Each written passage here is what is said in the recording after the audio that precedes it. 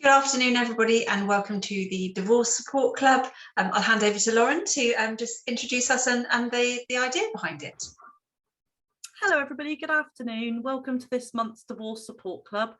Claire and I have been running this for some time now, and the purpose of this club is to allow you a different space to be able to raise any questions, and we explore different themes each month that will help you navigate through the situation you're in.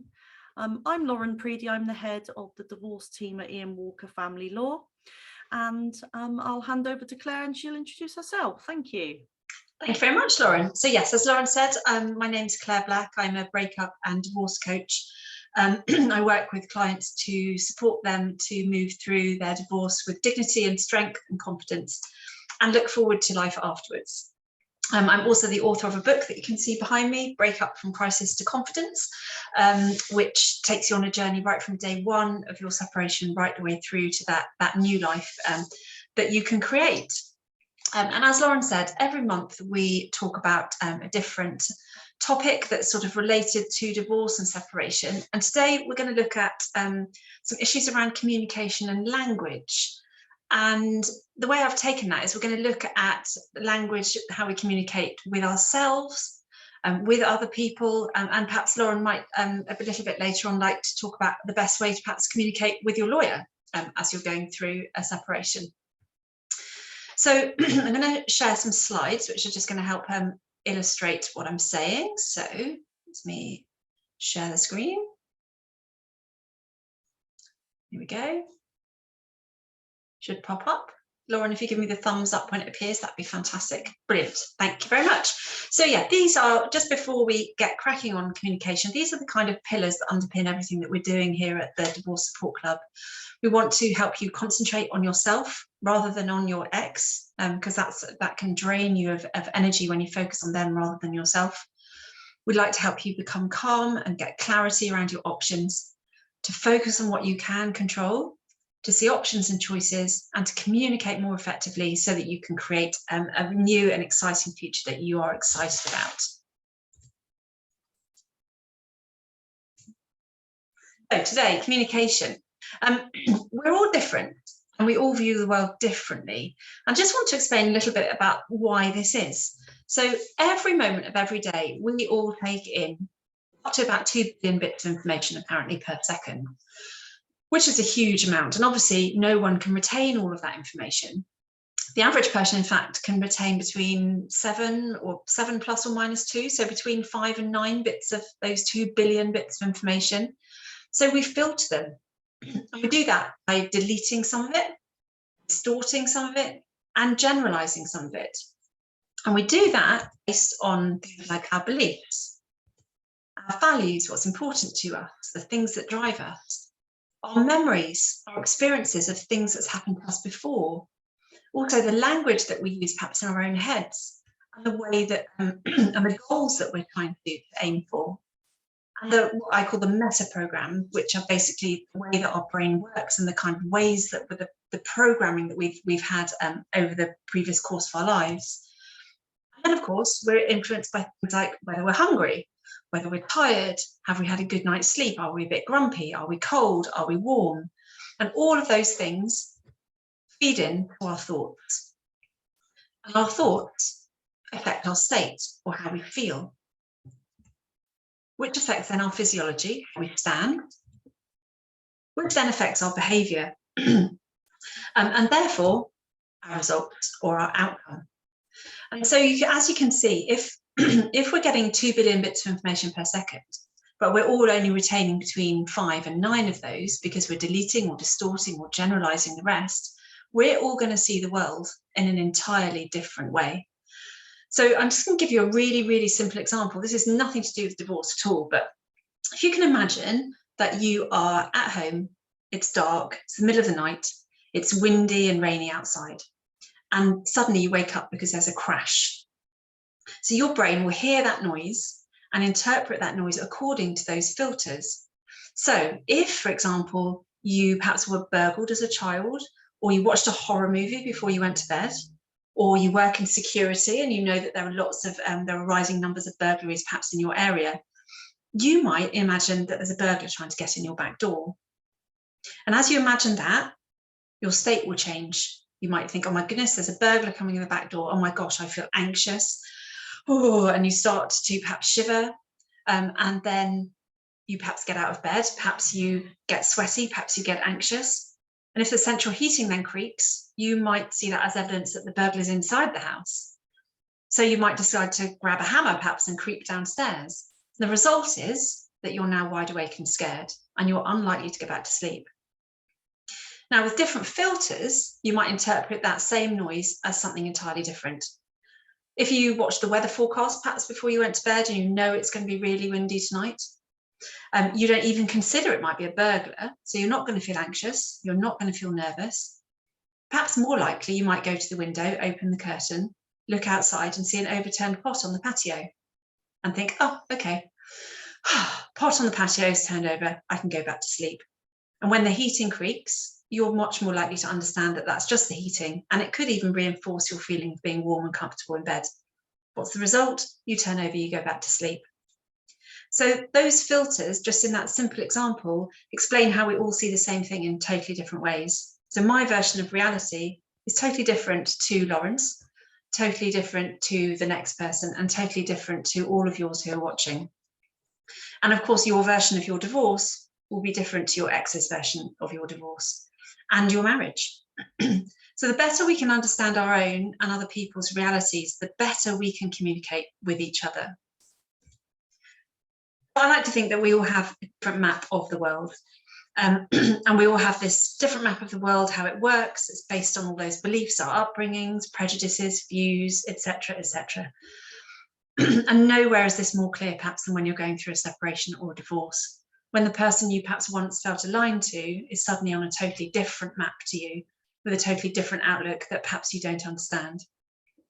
And it can be really useful to try and understand the other person's map. When you're curious about their map, perhaps you can get real insights into what's driving them, what's motivating them, and it can help you to see where perhaps you might have some leverage, or where you might be able to compromise in order to achieve something that really matters to you. So how do we find out about someone else's map of the world? The first thing is to be curious, ask questions. So I really like this, be curious, not furious. Try not to make assumptions, try to ask questions and avoid telling. So if you can see asking questions as a way forward, that will be really, really helpful. Another really small example of this, again, not related to divorce, but when my cousins were children, neither of them would eat tomatoes. So my aunt thought, right, I'm going to ask them some questions about this because it's a bit odd. She asked each of them what it was that they didn't like about tomatoes. And it turned out that one didn't like the seeds and the other didn't like the flesh. So she had an instant solution. She used to scoop out the seeds and one of them would eat that part and the other one would eat the fleshy part. So sometimes when you ask a question to find out about the other person's perspective, you might actually find that you actually don't have a conflict at all underneath. There might be an area where you can perhaps find some common ground, or that there's some compromise where both parties can get what they need. Another way to find out about someone else's map of the world is to what I call take a helicopter view. And we've talked about this, I think, before in other sessions. So if you find yourself in a conflict with somebody, and this isn't necessarily your ex, it could be anybody in your life, start by sitting in one chair and thinking about your perspective. What do you see? What do you hear? What do you feel? What do you believe? How do you see it? Write all that down or talk it over with a friend, and then stand up and shake your whole body off. And then imagine that you are, in this case, your ex or the other person.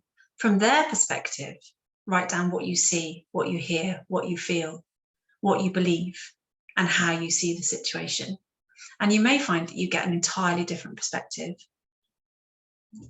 And then shake it off again. And the third thing to do then is to imagine that you're an independent, supportive third party who's looking down from perhaps a helicopter that's floating above. It's important that this person is supportive. So they're supportive of both of the other people in this. So you sit in another chair, and from this perspective, write down what you notice about you, what you notice about your ex or the other person in this situation. And then think, what advice or message would you give? And I've had some really interesting results from using this strategy with clients. I remember, to give you a really good example, I remember working with a lady who was almost at the end of a very acrimonious separation and divorce. And we went through this exercise, and she realised at the end of it that both she and her ex-husband were actually scared and frightened and worried about what they were going to lose. And she got to the end of the session and she said, I wish I had done this exercise before, because I probably would have approached everything very, very differently had I gone through this before, and had I had an appreciation of where he might be in his own head. It's very easy to assume perhaps that our ex-partner is simply trying to punish us or wind us up or make us angry. When you get curious, actually you might find out that underneath they're afraid or worried or fearful, or they might even think that it's you trying to punish them or make them angry. So it can be really interesting to try and take that helicopter view. Another lot of people that it's good to get curious with is your children. And I work a lot with clients around how they can help their children to handle the separation that they're going through. And I often use this little strategy. It's really, really simple, but it's a really good way of finding out where your children are at any particular point in time. So there's 3 really simple questions. The first one is, what's your number? And your number is anything between 1 and 10. 1 being, it's awful, today is really terrible, and 10 being, I've had a really, really brilliant day and everything's fantastic. So what's your number? Secondly, what's your word? So what one word would describe how you feel today or right now? And then the third question is there anything you'd like to share or talk to me about? If the answer to that is no, then ideally you just leave it. What this does, when you ask your child this on a daily basis or a weekly basis or even a monthly basis, you'll get an idea of where they are, and it will help you to stop assuming that you know where they are. I remember when I was getting divorced, it's very easy to assume that if they're having a bit grumpy or having a bad day, that it's to do with the separation. Quite often it isn't, it's something else altogether. Or you might have completely misinterpreted how they're actually feeling. This is a really good way of just getting very simple information about where your children are, so that you can then listen to them to understand exactly where they are. And I think it's really important to think about communication in terms of communicating with ourselves in our own heads.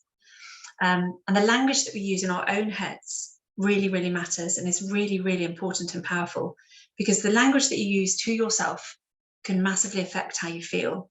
And the story that you tell yourself in your mind and the words that you use can have a massive effect. So when the words that we say to ourselves and the messages we're giving ourselves are negative, we feel negative, and it can make the difference really between seeing yourself as a victim of something that's happening to you or a survivor who has choices and options. The good news is that you can shift this around. You can start to think in a different way. It's a bit like goats going up a mountainside. So goats going up a mountainside will follow the same path. If they find a different bush at a different angle on a different path, they'll start to follow that to a different route. And you can do that with your thought processes. It might take you practice, but you can start to flip your thoughts around. These are some of the words that I often hear when I start to work with clients. These are some of the words that they say to me perhaps when we first speak. And if you imagine that these are the words that you're using in your own mind, just imagine the kind of effect that they have, and maybe you recognize a lot of these as you read them. So here's just some really simple shifts that you can start to make to start to try and to turn these patterns around. So listen out for when you find yourself using the words on the left-hand side here. So shoulds. I should da da da da da. I should do this. I should behave in this way. If you can notice when you say the word should and flip it to a could, it makes a massive difference. So just a really simple example. I should clear out the garage so that I know exactly what's there. Sounds horrible. I could clear out the garage so that I know exactly what's there. It's much more of a choice. And then you can make a conscious decision whether you want to do that or not. Another really simple one is to shift from when you hear yourself saying, I can't do this. So I remember working with a client who was saying to me, I can't juggle. I can't remember why we were talking about juggling, that I can't juggle. Now, if you can change can't into can, not, just listen to the difference. I can't juggle. I can not juggle. It just means that you are almost making a conscious choice again. So I can choose not to do this thing rather than I can't. Other words to perhaps listen out for, if you find yourself saying, oh, this is really difficult, this is really hard, try and swap that for challenging, because challenging is a word that implies you can get over it, whereas difficult and hard are much more severe words to use. In a similar way, if you find yourself saying, I am a people pleaser, is one that I hear quite often. Change it to I feel or I sometimes. So I am a people pleaser could be, I sometimes feel that I need to please other people. It's just softer, and it allows for a kind of an area of doubt to come in. So you can start thinking, okay, well, rather than thinking I am a people pleaser, which is about my identity, I sometimes please people too often.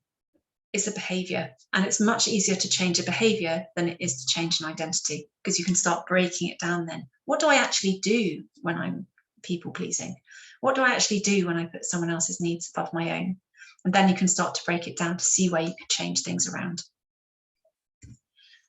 Other ones to pick up on, if you find yourself saying I always, or you never, change that to sometimes, because it's very rarely true that somebody always does something. If you can change it to sometimes, then it has a bit less impact.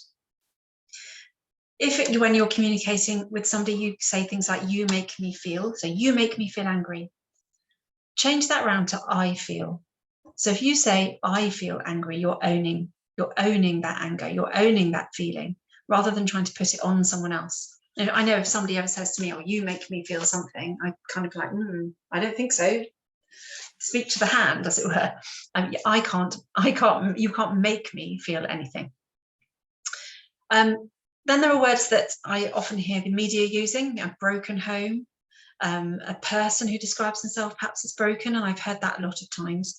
If you can swap broken for healing, then that's a much more positive energy. So just start to swap these words across. And again, damaged. So I hear a lot in the media about how divorce can damage children. But actually, speaking to my own children, I know that they believe that they have learned a lot and that they're always growing through the things that they've learned. And my eldest son absolutely would describe himself as adaptable rather than damaged. So try not to, or try to think about other words that you could use instead of some of these ones which lead you down a much more negative path.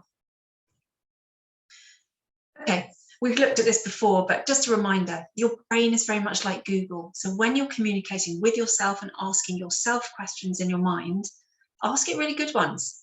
So what have I overcome before? How could I use those resources now? What am I grateful for today? If there was one tiny upside to this, what would it be? How could I look at this differently? Who could I ask for help? What have I done today that I'm proud of? What advice would my best friend give me?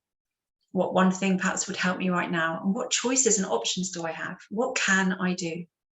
All of those questions will lead you down a much more positive path than some of the others that perhaps you ask yourself right now. Here we go. It's just a reminder again. We've talked about this before too. My wow list. So keep a record. Start writing a note of all the things that you achieve, how you felt when you did that, all the things that you're proud of and what you've learned. Because those things are much more productive to concentrate on than those things where perhaps you feel like it's gone a bit wrong. And that will help you to start to flip your mind around and speak to yourself in a much kinder way. And then these are the kind of words that I hear my clients saying when we get to the end of our work together, that there's possibility, that they feel resourceful, that they feel resilient, that they feel hopeful and proud, and that they have self-belief.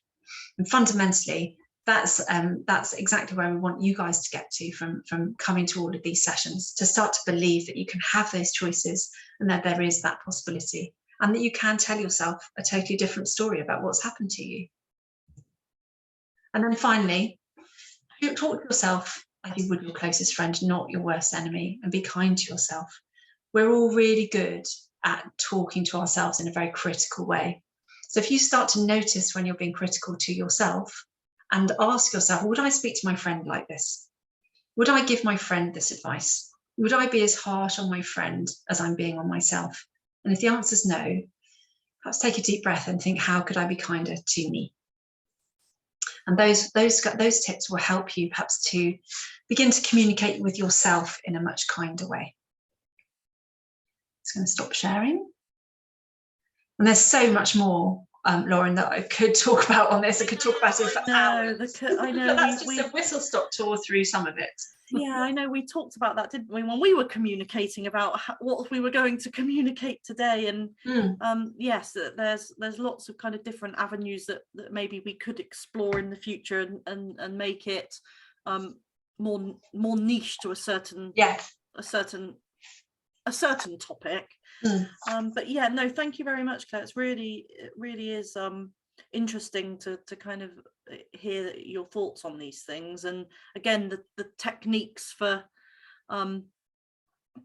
how to help navigate through it. And I think one of the things that I take from what you've said and from previous sessions as well is this kind of practice of these things that you're talking about, that you can't just do the hints and tips one day. They have to be something that you kind of commit to doing. And almost to say, like with the change of language, I found really interesting, because it's like when you talk to other people, as you said, if you're talking to yourself, that like if somebody asks a question and somebody says pardon, or they say what, one of them's an aggressive reply, one of them's not, but actually they're probably meaning the same thing.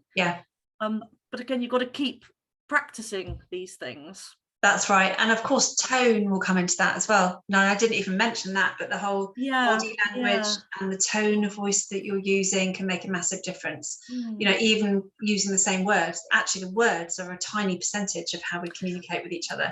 Yeah. And I think that has obviously brought a lot of more challenges as we've been in lockdown, when you can't quite see people's body language.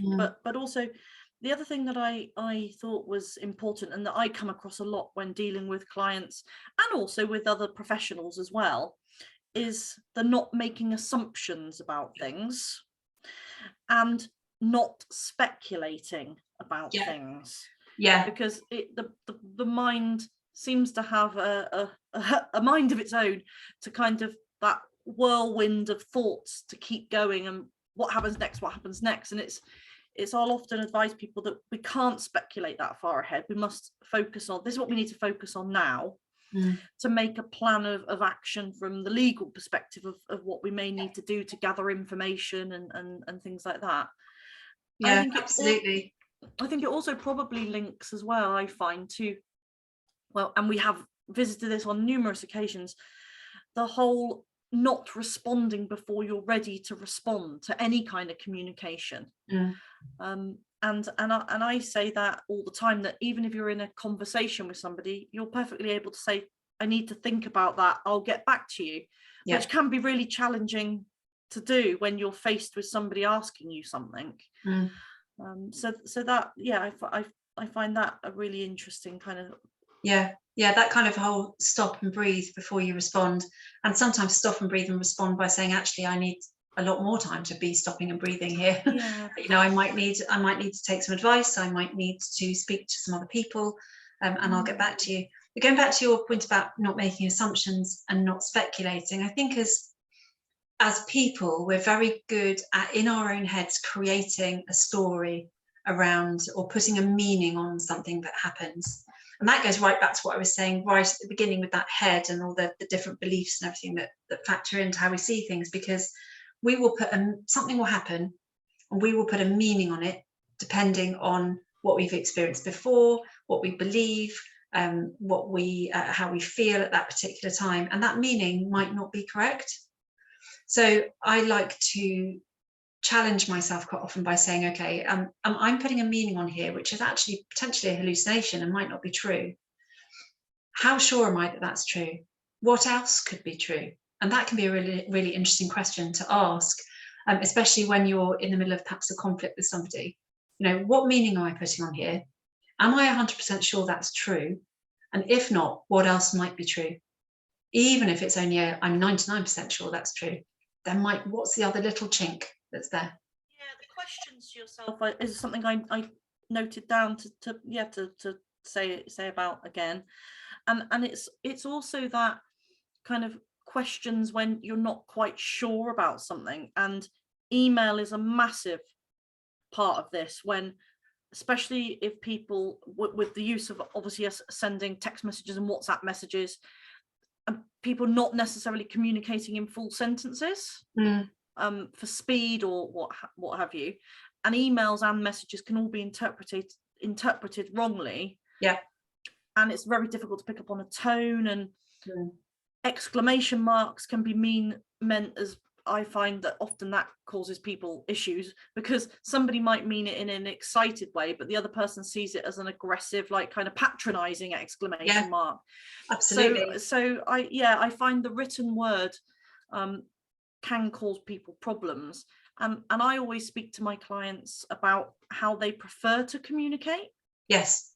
So would they prefer that I ring them? Would they prefer that I email? Because some people do prefer to hear information, because that's how they best digest it, as you know, Claire. So I found that really interesting to think about. And the choices thing, I also think, is really important, that there's always a choice.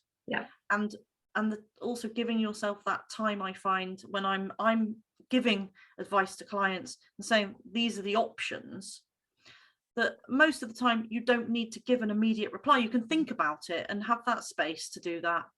Yes, absolutely. You don't need to make a choice right now. Often you can go away and think about it. You can think about what the ramifications of each choice might be.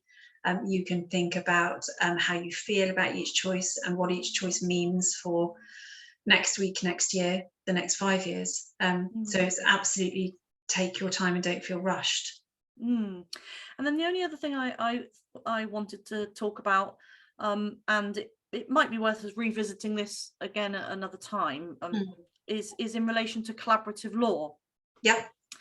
So collaborative law is we call it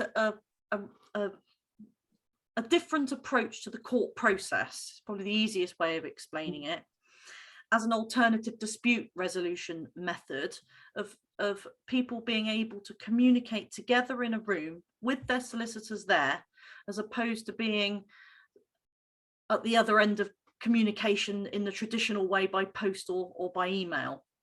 And it's a kind of cards on the table approach, where everybody's just very open and honest, sat in the room together about what they want to achieve and why. And actually it can be a brilliant way of understanding somebody's viewpoint on something. So there was one case that I dealt with where it appeared that one of the people wanted to stay in the family home, and the other person didn't want them to, for financial reasons and how they were going to divide things. But actually in the conversation we then had, the issue wasn't about being in that particular house, it was being within a certain radius of the school. Right. So actually there was a misunderstanding in their written communication to each other as to actually what the crux of the issue was. Yes. And sometimes it can be really hard in a letter or an email to raise things like that, because there could be 20 questions to ask, whereas when you're talking, it's much easier to explore these things, especially with experienced solicitors. Yes, and especially when you're in the room and you can see the body language, and that hear the tone and so on. And it's quite easy to make assumptions almost the other way. It's easy to make an assumption that the other person has understood why you're making the point you're making. So in that case, it was perhaps the person who just wanted to stay within the radius of the school, in the circumference of the catchment area, or whatever it was. Perhaps they just assumed that their ex-partner understood that, but actually it just, often these things need to be said out loud and upfront. Yeah. And I suppose it's also an acknowledgement that actually an acknowledgement of your own self, that you may have said something, and we've all done it, and we've said, oh, I didn't quite mean it like that. And you've said something but not quite expressed yourself in the way that you had hoped you would, when you're in an emotional context in particular. And of course the words we use, again, because we all have this different map of the world, you know, I might use a word that means something to me, and actually to you it means something a bit different. So, and the one that springs to mind that comes up a lot in my sessions is freedom, for example. So I might use the word freedom, and to me it means perhaps the ability to travel, able to go on holiday, able to pay for things when I want to, for example. For you, it might mean something entirely different. It might mean having the only key to your own front door, or being able to leave your job and choose a different one. You know, it could be that we're using the same word, but actually we're talking about completely different things. Yeah, very interesting. And then the only other point that I had to raise was the use of the word curious and raising that curiosity about things. I find that a really interesting concept of so curiosity is really vital to, I think, effective communication, because it means that you are, so for example, when you're having a conversation or you're having an argument, if you're being curious, you are listening to the other person. You're not, while you're listening, sort of listening, thinking about what you're going to say in response. So you're by being curious, you're investigating the other person's map and how the other person sees things, rather than sitting very much on your own map and thinking about what your next response might be. So an open mind, maybe, yes. Is that another way of describing? Yeah, I think keeping an open mind is part of it. Asking questions, active listening, so that you've got, you know, I remind myself before every session to put my listening ears on. You know, I'll stand in front of the mirror and say, remember to put your listening ears on, because actually I need to step out of my map of the world and into my client's map of the world. And if you really want to understand where somebody's coming from, you need to really listen to the words that they're using and what they're saying. So, and being curious and reminding yourself to be curious is a really good way to do that. Yeah, interesting. So yes, that's all of the points that I had noted down to raise from your presentation. Thank you, Claire. Thank you. Is there anything else that you think that we need to explore today? There was only one other thing that I was going to perhaps say in terms of communicating. One other little, just a really short tip that I have in terms of communicating with people effectively is to start looking, it goes a bit back to the body language, start looking at how somebody's standing. And if you can mirror how somebody is standing, so for example, I tend to do this quite naturally now because I've trained myself to, but I was having a conversation with somebody yesterday and he was standing with his arm like that. And I found myself also standing with my arm like that. And if you can get into a sort of a mirror with somebody, it puts you in rapport by sort of reflecting how they're standing. And that's just a little tip for, you know, if things are going wrong in a meeting, or you want to build up the rapport with the person that you're talking to, have a look at how they're sitting and kind of reflect it in the way that you're sitting too. And I think the last tip that I would kind of leave from the context of communicating in the legal world is that sometimes people do write in very different tones, solicitors do. And sometimes people can feel really offended to receive a letter from somebody that may be more formal than they're used to. And again, it's about not speculating, but really looking through those words at actually what it means, and almost realizing that it might be their problem with communicating, not the receiving person's problem with that communication. Yes. And actually a lot of the words could probably be removed, and it really to focus and not take offense, and to actually again give yourself that space to read it in the context of what it actually is focusing on. And to perhaps take a step back and get a pen and just put a line through everything that isn't needed, and just highlight the question that needs answering, so that you just focus, your laser focus on the actual point of whatever it is that you've received, the letter or the communication. Yeah, brilliant. Sorry, I was just going to say, so our next session is going to be on Thursday, the 23rd of June at lunchtime again. We are open to suggestions about what we talk about in that session. So please do let us know if you have anything that you would like us to cover. Otherwise, we will come up with something fascinating and scintillating, I'm sure. Yes, and thank you everybody that's joined us today, and thank you for those watching on catch up, and wishing you all a good weekend, and we'll see you next month. Thank you very much.